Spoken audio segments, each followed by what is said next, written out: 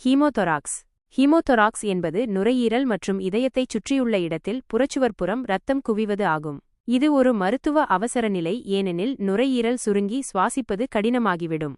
ஹீமோதொராக்ஸ் ஏற்படுவதற்கான காரணங்கள்: புறக்காயங்கள், கார் விபத்து, கட்டிடங்கள் இடிதல், கத்தியால் குத்துதல் போன்றவை. நுரையீரல் தொடர்பான பிரச்சினைகள்: நுரையீரல் புற்றுநோய், நுரையீரல் இரத்த நாளங்களில் ஏற்படும் கசிவு.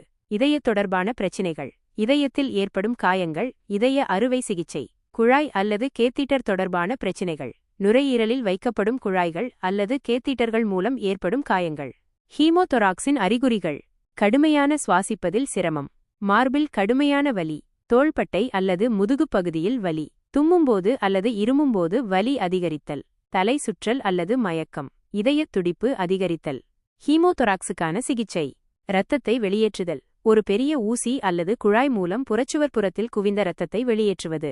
அறுவை சிகிச்சை: இரத்தக்கசிவு நிற்கவில்லை என்றால் அறுவை சிகிச்சை செய்யப்படும். ஆக்சிஜன்: சுவாசிப்பதை எளிதாக்க ஆக்சிஜன் கொடுக்கப்படும். இரத்த மாற்றம்: இரத்த இழப்பு அதிகமாக இருந்தால் இரத்த மாற்றம் செய்யப்படும்.